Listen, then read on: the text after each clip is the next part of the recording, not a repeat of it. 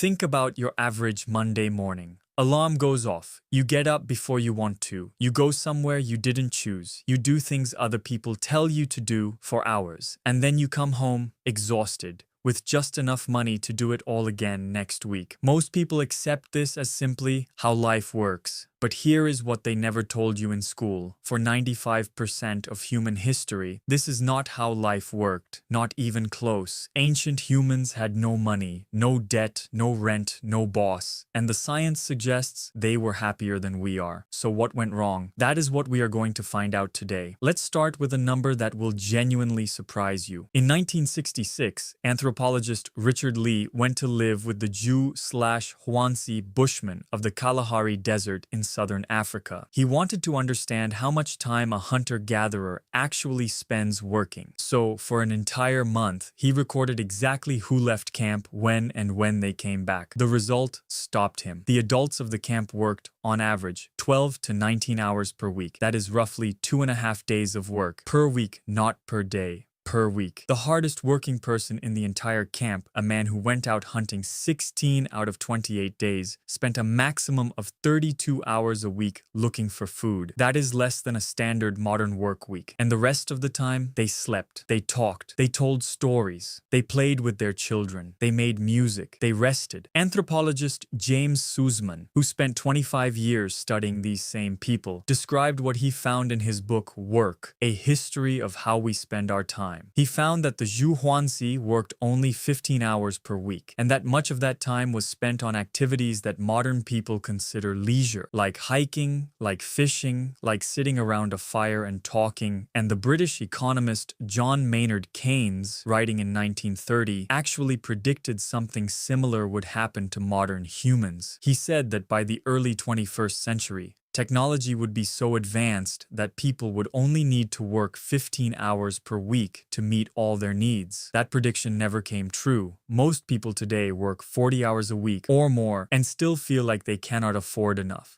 So what happened between then and now? The answer begins about 12,000 years ago, and it starts with what most of us were taught was the greatest achievement in human history, the invention of farming. Before farming, humans moved. They followed animals. They followed seasons. They ate what the land offered and moved on before they depleted it. There was no concept of owning land, because nobody stayed in one place long enough to own it. There was no concept of storing food, because they did not need to. The land provided continuously, and sharing was the only economy that existed. Anthropologist Marshall Sahlins wrote about this in his landmark 1966 essay calling hunter-gatherers the original affluent society. His argument was simple and radical. Affluence does not mean having a lot. Affluence means wanting little and having enough. Hunter-gatherers were not rich in possessions. They were rich in time, rich in rest, rich in social connection. And the data on their stress levels reflects this. Research has shown that chronic cortisol, the stress hormone, has never been higher in human history than it is right now in modern industrialized societies. Burnout, that specific feeling of being completely emptied by work, is, according to researchers, essentially an invention of civilization. There is almost no evidence of it in hunter-gatherer societies. Then farming arrived. And here is the thing most history books get wrong about farming. They present it as an obvious upgrade. More food, more security, more people. But for the individual human, the person actually doing the work, it was, at least initially, a step down. A University of Cambridge study followed the Agta people of the Philippines, a hunter-gatherer community that has been slowly adopting farming over the past few decades. Researchers lived with them for 2 years, recording what 359 people did every day, at regular intervals from 6 a.m. to 6 p.m. What they found was striking. The Agta adults who had adopted farming worked around 10 hours per week more than their neighbors who still hunted and gathered. 10 hours more every week for less variety in their diet, more physical repetition, and less leisure time. Dr. Mark Diebel, the Cambridge anthropologist who led the study, said this directly. The transition from foraging to farming was assumed to represent progress, allowing people to escape an arduous and precarious way of life. But as soon as anthropologists started working with hunter-gatherers, they began questioning this narrative. Because farming did something hunting never did. It created surplus, and surplus changed everything. Here is how it happened, step by step, and why it matters so much to your life right now. When a group of humans farms the same piece of land year after year, something new appears. Extra food, more than they can eat right now. In a hunter-gatherer society, extra food gets shared immediately. Hoarding it is not just frowned upon, it is actively mocked. The Jew hoansi have a practice called insulting the meat. When a hunter brings back a large kill, the rest of the group deliberately downplays it to make sure the hunter doesn't develop a sense of superiority over others. Equality was not a policy, it was the entire culture. But surplus food on a farm is different. It sits in storage, it belongs to someone, and whoever controls it controls everything else. A Washington State University study published in the Proceedings of the National Academy of Sciences analyzed over 47,000 residential structures from 1,100 archaeological sites worldwide. What they found was precise. In early farming villages, the houses were almost the same size. People were roughly equal, but about 1,500 years after agriculture began in each civilization, something shifted. The house sizes started to diverge. Some got much bigger, most stayed the same, some got smaller. Inequality had arrived, and it has never left. Because once surplus food existed, new roles had to be invented to manage it. Someone to count it, someone to guard it, someone to decide who gets how much. The World Economic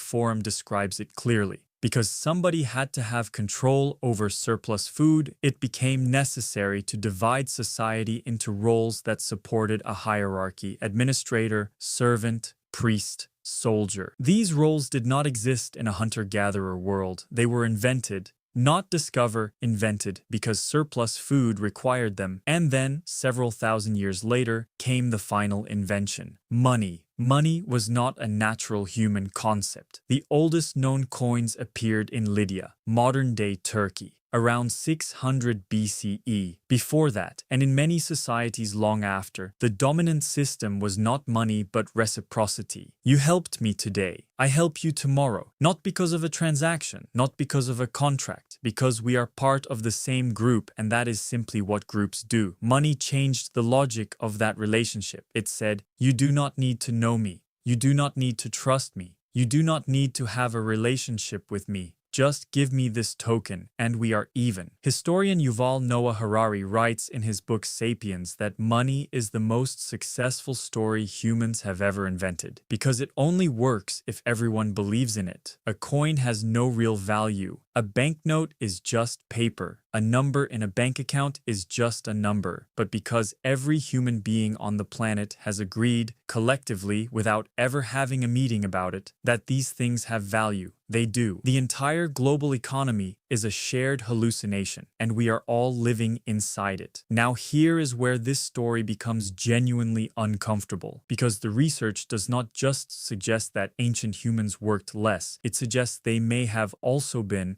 in some important ways, more content. A study comparing stress biomarkers across populations found that chronic cortisol levels in modern industrialized societies are dramatically higher than in forager communities. We are not just working more, our bodies are physically registering that as a threat. Sleep quality in hunter-gatherer communities, measured by researchers who attached monitoring devices to the Hadza people of Tanzania, showed deep, consistent sleep patterns with low rates of insomnia. Insomnia, in many hunter-gatherer languages, does not even have a word, because it was rare enough not to need one.